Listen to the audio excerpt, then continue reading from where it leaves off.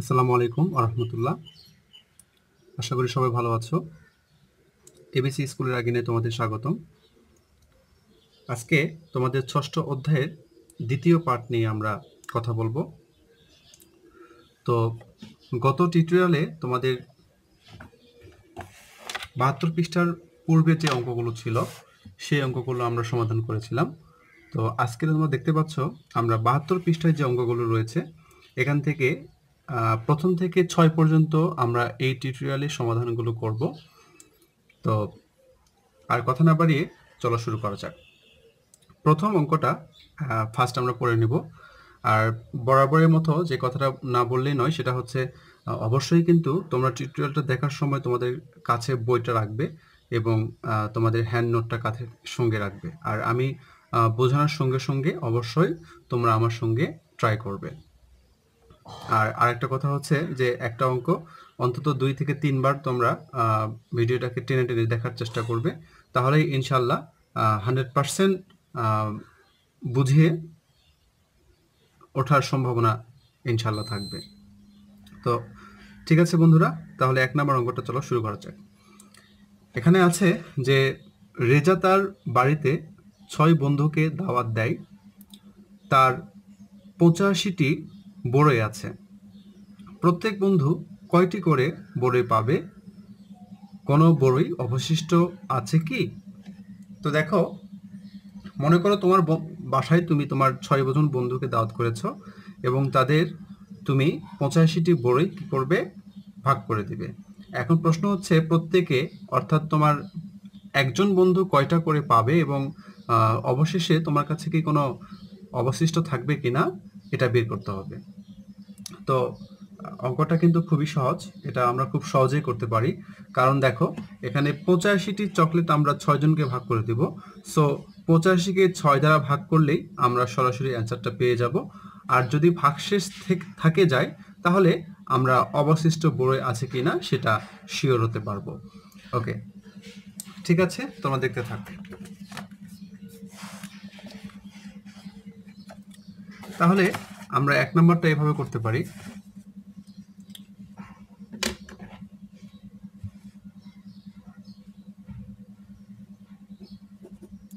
আমরা প্রথমে লিখতে পারি যে 6 জন বন্ধু পাবে,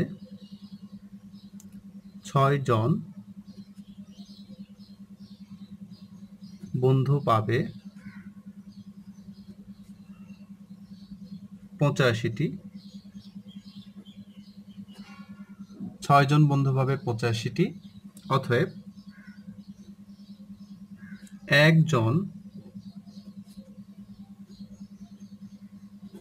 বন্ধু পাবে 85কে আমরা 6 দিয়ে ভাগ করব। তো বন্ধুরা, ভাগটা তোমরা এখানে দেখাতে পারো। এখানে 6 দিয়ে 85কে ভাগ করো। তাহলে দেখো, 8-এর মধ্যে 6 যাচ্ছে একবার, 6 একে 6, বিয়োগ করো, 8 থেকে 6 বাদ দিলে 2 থাকে। এরপর 5কে নামায় নিয়ে আসো। 25-এর মধ্যে 6 যাচ্ছে 4 বার, 4 6 24। তাহলে 25 থেকে যদি আমরা 24 বিয়োগ করি তাহলে আমাদের বিয়োগ শেষ থাকতেছে 1। তো বন্ধুরা, আমরা কিন্তু ফাইনালি অ্যান্সারটা পেয়ে গিয়েছি। এখানে আমরা দেখতে পাচ্ছি যে আমাদের ভাগফল 14, অর্থাৎ একজন বন্ধু 14টি করে বড়ই পাবে এবং একটি অবশিষ্ট থাকবে। তাহলে সেই কথাটা আমরা এখন ফাইনালি লিখব যে অতএব প্রত্যেক বন্ধু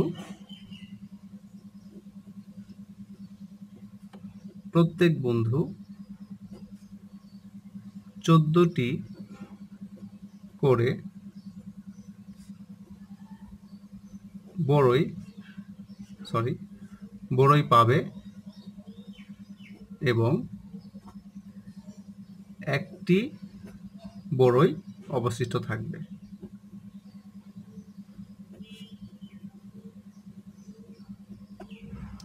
ভেরি সিম্পল, আশা করি সবাই বুঝতে পেরেছ।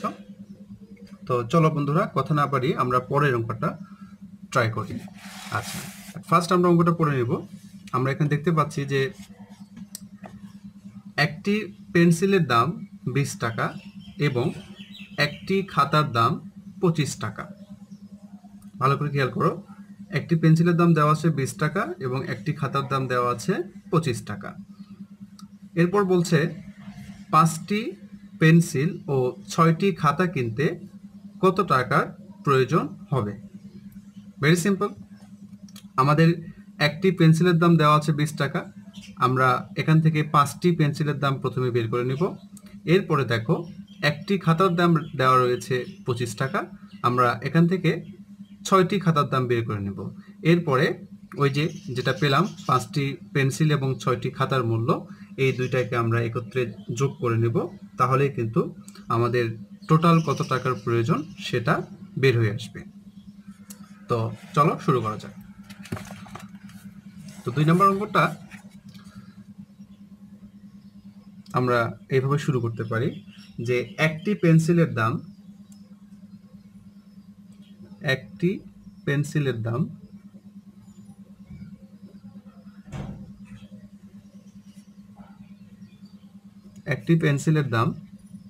20 টাকা। অতএব আমাদের টোটাল 5টির কথা বলা আছে, সো 5টি পেন্সিলের দাম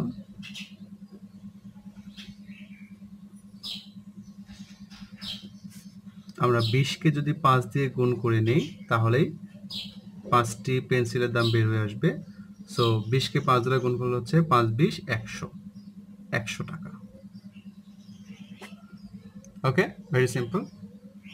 এরপর বন্ধুরা আমরা একটি খাতার দাম থেকে 6টি খাতার দাম বের করব। সো শুরু করতে পারো এভাবে। আবার একটি খাতার দাম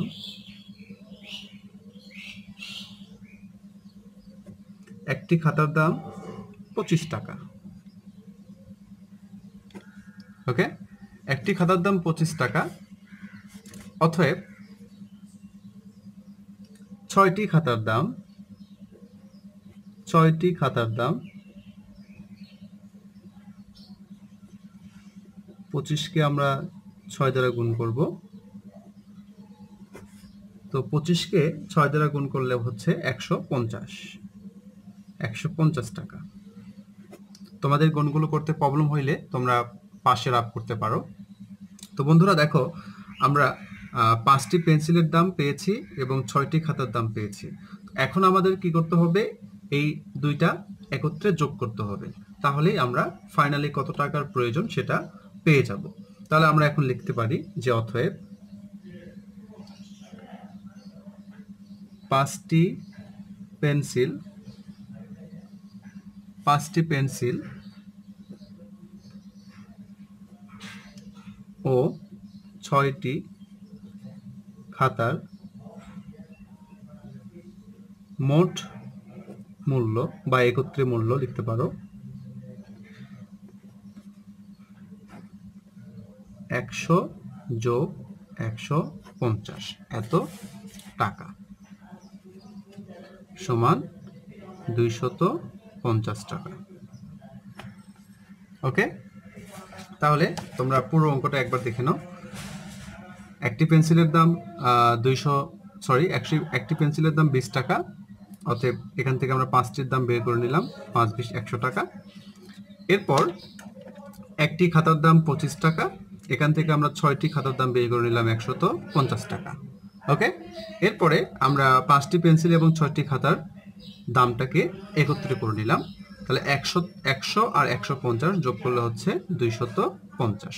এটাই কিন্তু বন্ধুরা আমাদের ফাইনালি অ্যান্সার, এটাই আমাদের অঙ্কে চেয়েছিল। ওকে, এরপরে আমরা 3 নম্বর অঙ্কটাকে সমাধান করব। তো 3 নম্বর অঙ্কটা প্রথমে আমরা পড়ে নিব। এখানে বলছে যে একটি 60 মিটার লম্বা ফিতার 5 ভাগের 3 ভাগ রোমাকে দেওয়া হলো। রোমা ফিতাটির কত মিটার পেল সেটা আমাদের বের করতে হবে। তো মনে করো তোমার কাছে একটা ফিতা আছে, যে ফিতাটার টোটাল দৈর্ঘ্য হচ্ছে 60 মিটার, আর এই 60 মিটার ফিতাটা টোটাল 5 ভাগে ভাগ করা সম্ভব, অর্থাৎ 5 ভাগের মধ্যে আছে 60 মিটার। তাহলে এই 5 ভাগের থেকে 1 ভাগে কতটুকু আছে সেটা আমাদের বের করতে হবে। এরপরেই আমরা রোমার যে 3 ভাগ আছে সেটা বের করতে পারবো। অর্থাৎ 1 ভাগের যেটা আছে সেটাকে আবার 3 দ্বারা যদি আমরা গুণ করি তাহলে রোমার কাছে কতটুকু ফিতাটা আছে সেটা আমরা পেয়ে যাব। তো দেখো কিভাবে আমরা অঙ্কটা করতে পারি।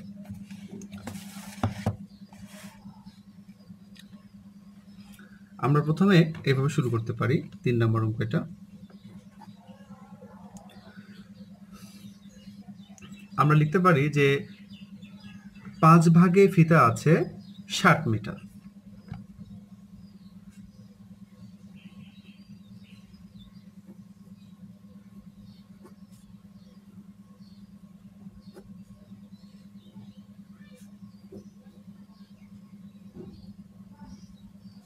ওকে, এরপরে আমরা এখান থেকে 1 ভাগে কতটুকু আছে সেটা বের করে নেব।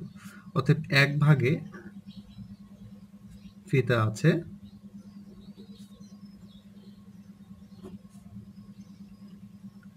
60 কে আমরা 5 দিয়ে ভাগ করব।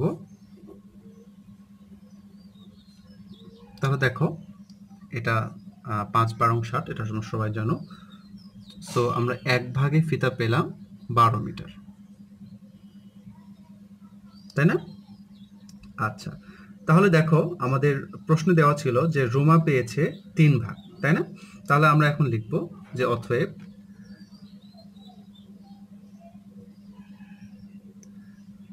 রোমা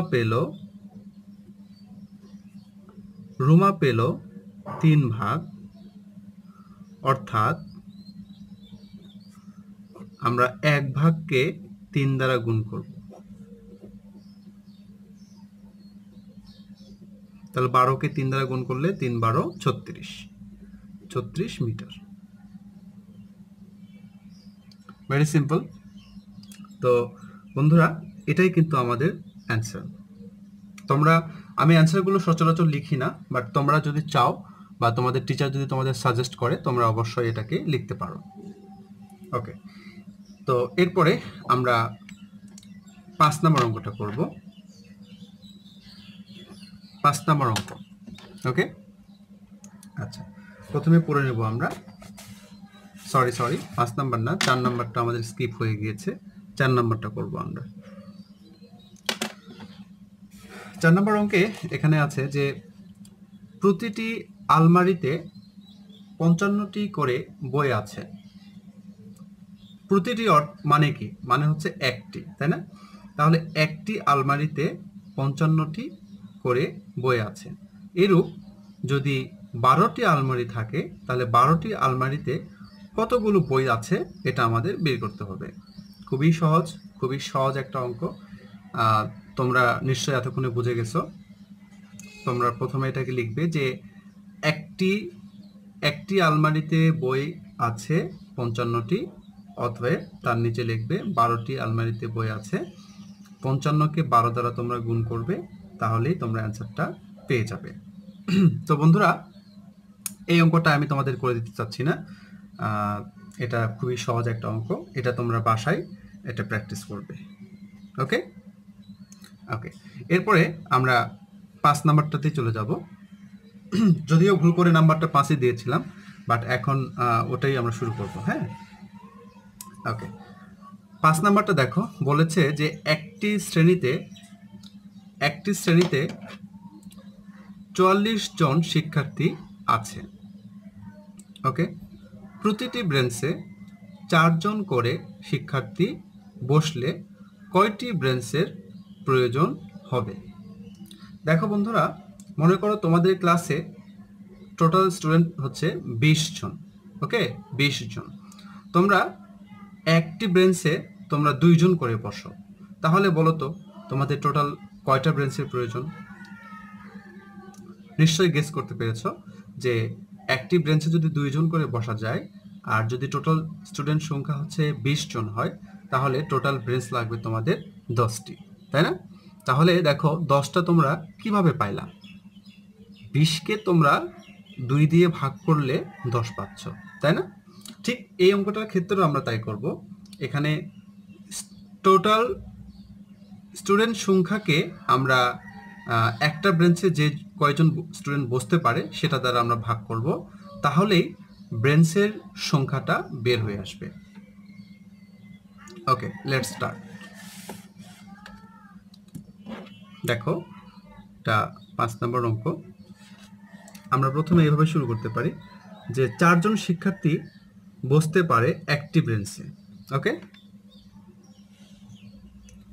4 জন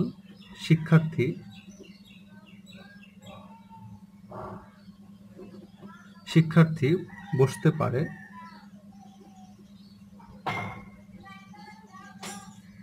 পারে একটি ব্রেঞ্চে।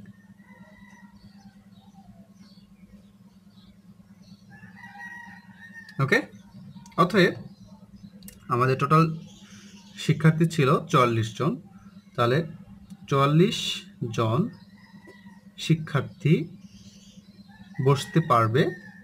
আমরা 44কে 4 দিয়ে ভাগ করব এতটি ব্রেঞ্চে। ওকে, এখন ভাগটা তোমরা যদি পাশে করতে চাও, তোমাদের খাতার পাশে যদি এভাবে করো, এভাবে দাগ দিয়ে, তাহলে এখানে অ্যান্সার লিখবে। আর যদি আমার মতো করে এভাবে করতে চাও যে এখানে 4 44, তো 4-এর মধ্যে 4 একবার যাচ্ছে 4, এরপর 4কে নামায় নিয়ে আসো, আবার 4-এর মধ্যে 4 একবার যাচ্ছে 4। দেখো, তোমরা যদি এখানে এইভাবে ভাগটা করে দেখাও, তাহলে কিন্তু এখানে আর অ্যান্সার লেখার প্রয়োজন নেই। হ্যাঁ, এই জায়গাতে আর অ্যান্সার লেখার কোনো প্রয়োজন নেই।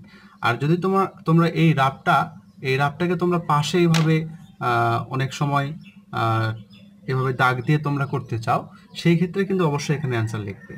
আর যখন এইভাবে আমার মতো করে তোমরা দেখাবে, তখন কিন্তু এখানে অ্যান্সারটা লেখার দরকার পড়ে না। এখান থেকে তোমরা ফাইনালি অ্যান্সারটা লিখতে পারবে যে অতএব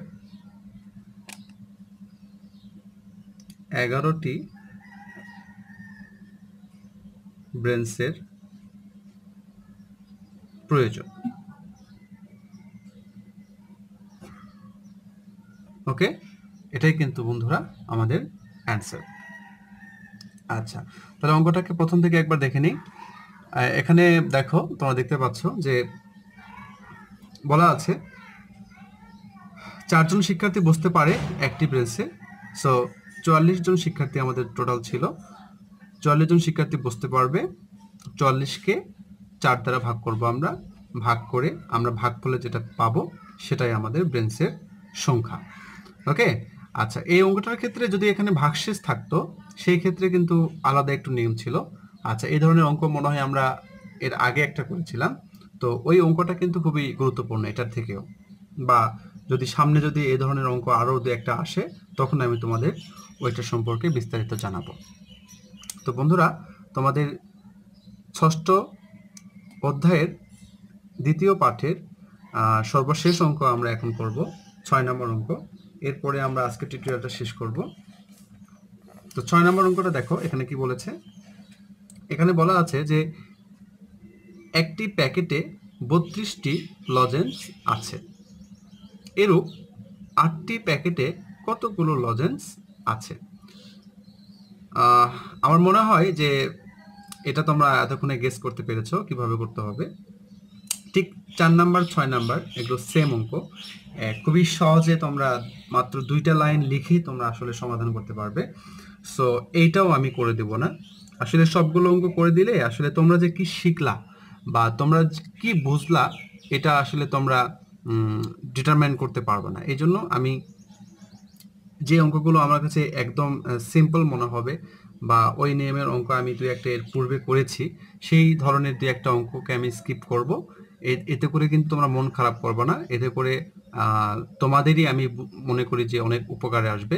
কারণ যেগুলোকে আমি স্কিপ করব সেগুলোকে তোমরা তোমাদের মতো করে সুন্দর করে সমাধান করবে, আর সেটা সমাধান করে তোমরা তোমাদের আব্বা আম্মাকে দেখাতে পারবে। ঠিক আছে, এতে করে কিন্তু তোমরা আমার ভিডিওটা দেখে কতটুকু গেইন করতে পারলা, এটা কিন্তু তোমরা জাস্টিফাই করতে পারবা। ঠিক আছে, তো আজকের টিউটোরিয়ালের তোমাদের 72 নম্বর পৃষ্ঠার 1 থেকে 6 পর্যন্ত যে অঙ্কগুলো ছিল সেগুলো আমরা সমাধান করলাম।